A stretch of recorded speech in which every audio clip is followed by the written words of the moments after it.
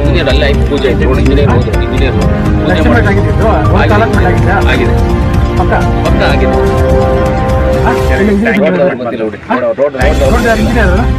engineer ಅಲ್ಲ ಪೂಜೆ ಆಯ್ತು ರೋಡ್ ಇಂಜಿನಿಯರ್ ಹೋದ್ರು ಇಂಜಿನಿಯರ್ ಆಗಿದೆ ಪಕ್ಕ ಆಗಿದೆ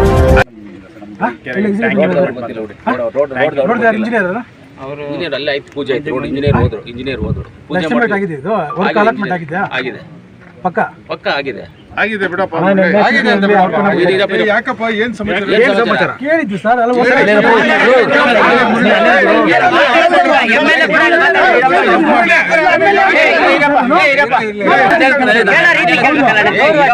ಆಯ್ತು